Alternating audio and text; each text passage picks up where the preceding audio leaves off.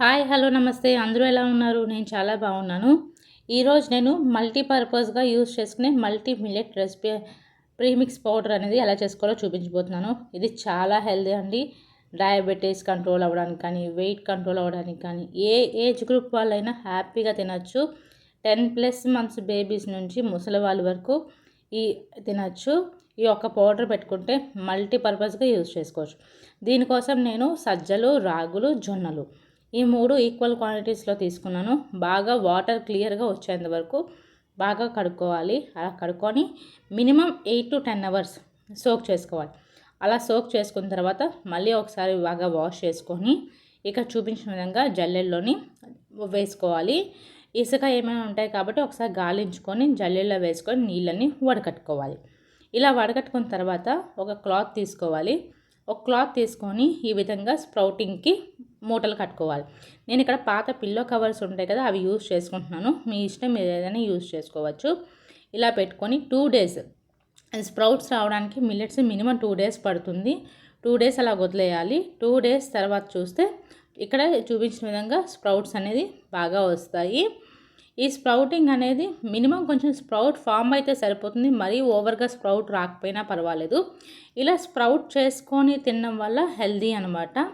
డైరెక్ట్గా తినేదానికన్నా ఇలా స్ప్రౌట్ చేసుకోవడం వల్ల గట్ హెల్త్ బాగుంటుంది. అలాగే డైజెషన్ బాగుంటుంది. పిల్లలకు కూడా పెట్టడానికి సేఫ్గా ఉంటుంది. ఇలాగే జొన్నలు, రాగులు, సజ్జలు ఈ 3 కూడా ఇలాగా స్ప్రౌటింగ్ చేసుకున్న తర్వాత నేను ఈ ప్రాసెస్ అంతా నైట్ చేస్తాను. నైట్ పడుకునే ముందు చేశాను. క్లీనింగ్ అన్నీ అయిపోయాక ఇలా డైనింగ్ టేబుల్ మీద క్లాత్ వేసుకొని ఫ్యాన్ కింద ఆరబెట్టేసుకుంటున్నాను. దీనికి ఎండ అయితే అవసరం లేదు. ఇలా ఫ్యాన్ కింద ఆరబెట్టుకుంటే సరిపోతుంది. ఇలా ఫ్యాన్ కింద ఆరబెట్టుకొని నెక్స్ట్ డే మార్నింగ్కి ఇంట్లో ఉన్న టెంపరేచర్కి కంప్లీట్గా డ్రై అయిపోతాయి. మనం ఎండలో పెట్టడం వల్ల ఈ స్ప్రౌటింగ్కి వచ్చే న్యూట్రియంట్స్ అన్నీ పోతాయి అన్నమాట. ఆ తర్వాత నెక్స్ట్ డే మార్నింగ్ సిమ్లో పెట్టుకొని సన్న మంట మీద ఈ విధంగా వేయించుకోవాలి. మాడిపోకుండా నిదానంగా చూసుకొని కలుపుకుంటూ వేయించుకోవాలి. ఇది వేస్తున్నప్పుడు మంచి స్మెల్ అనేది వస్తుంది. అలా స్మెల్ వస్తే పర్ఫెక్ట్గా వేగిపోయినట్టు. అలాగే చిటపటమని కూడా అంటుంది లాస్ట్గా వేగిపోయే టైంకి. ఇలాగా అన్నీ బాగా వేయించుకోవాలి. ఇలా వేయించుకొని అన్నీ ఒక గిన్నెలోకి తీసుకొని ఇవి పూర్తిగా చల్లార్చుకోవాలి. ఇవి పూర్తిగా చల్లారిన తర్వాత మనం మిల్లుకి ఇచ్చుకోవాలి. మనం మిక్సీ చేసుకుంటే పిండి వేస్టేజ్ ఎక్కువ ఉంటుంది. అందుకే నేనైతే మిల్లుకి ఇస్తాను. మిల్క్ ఇవ్వడం వల్ల స్మూత్గా ఉంటుంది. అలాగే మనకి లైఫ్ కూడా బాగుంటుంది. ఈ పౌడర్ని మనం 6 months వరకు స్టోర్ చేసుకోవచ్చు. నేను ఎంత క్వాంటిటీ కావాలో అంత క్వాంటిటీ బయట పెట్టుకుంటాను. మిగిలిందంతా ఫ్రిడ్జ్లో పెట్టుకుంటా. ఇలా చేసుకున్న తర్వాత ఇది మనం దోశ చేసుకోవచ్చు, నెక్స్ట్ జావ చేసుకోవచ్చు, చపాతీ చేసుకోవచ్చు. చాలా ఒకటని కాదు ఎన్నైనా చేసుకోవచ్చు. నేనైతే చపాతీలోకి యూస్ చేస్తాను. స్పెషల్గా మల్టీ మిల్లెట్ బయట కొనే బదులు ఈ విధంగా మనం చేసుకొని హ్యాపీగా వాడుకోవచ్చు. ఇది మనం బయట కొనుక్కునే బదులు ఇంట్లోనే ఇలా చేసుకుంటే హెల్త్కి హెల్త్. అలాగే ఈ మిల్లెట్స్ అనేది డస్ట్ ఇవన్నీ బాగా ఎక్కువ ఉంటాయి కాబట్టి 1కి 4 సార్లు బాగా వాష్ చేసుకోవాలి. బయట అంతా వాష్ చేయరు, డైరెక్ట్గా పిండి చేస్తారు. అదంతా హెల్తీ కాదు. అలాగే అందులో బియ్యం పిండి కూడా కలిపేస్తారు. ఫైనల్గా ఇదంతా చల్లారాక ఈ విధంగా నేను మిల్లుకి ఇచ్చుకున్నాను.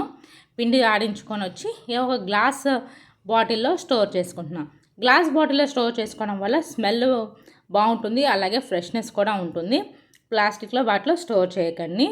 ఒకవేళ మీరు చపాతీ చేసుకోవాలి అనుకుంటే 2 cups గోధుమ పిండికి ఇది 1 కప్పు తీసుకుంటే సరిపోతుంది.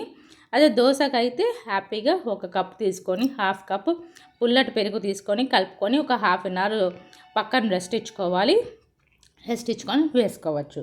నేను ఇక్కడ దోశ చేసుకుంటాను, జావ చేసుకుంటాను, అలాగే చపాతీకి కూడా యూస్ చేస్తాను. ఇదే పిండి మీరు సరైన పద్ధతిలో చేసుకుంటే కొంచెం కష్టమైనా కూడా సరైన పద్ధతిలో చేసుకుంటే హ్యాపీగా 6 నెలలు వాడుకోవచ్చు. పిల్లల నుంచి పెద్దవాళ్ళ వరకు ఎవరైనా తినచ్చు. సో నేను ఇక్కడైతే జావ చేసుకుంటున్నాను. కావాల్సినంత పిండి తీసుకొని వాటర్ వేసుకొని లంప్స్ లేకుండా బాగా స్మూత్గా మిక్స్ చేసుకున్నాను. ఆ తర్వాత గిన్నెలోని 1 గ్లాస్ వాటర్, ఆ తర్వాత కొంచెం జీలకర్ర పొడి, ఇందులో మీరు వాము పొడి వేసుకోవచ్చు, బెల్లం వేసుకోవచ్చు, ఏమైనా వేసుకోవచ్చు. ఇందులో సరిపడా ఉప్పు వేసుకొని వాటర్ని ఒకసారి మరుగునానివ్వాలి. మరుగొచ్చిన వాటర్లోని ఈ పిండి అంతా వేసుకొని ఉండలు లేకుండా బాగా కలుపుకోవాలి. ఉండకట్టిందంటే పచ్చి పచ్చిగా ఉంటుంది. సో కొంచెం దగ్గరుండి బాగా కలుపుకుంటూ ఉండలు లేకుండా చేసుకోవాలి. ఇదే పిండిని ఇలాగా ఈ విధంగా మనం చేసుకొని వడియాల్లో కూడా పెట్టుకోవచ్చు. వడియాలు కూడా చాలా బాగుంటాయి. నేను ఇవన్నీ చాలా వరకు ట్రై చేసే ఈ వీడియో ఇంతేనండి. ఈ వీడియో నచ్చితే ప్లీజ్ లైక్ చేయండి. అలాగే నా ఛానల్ సబ్స్క్రైబ్ చేసుకోవడం మర్చిపోకండి. Thank you.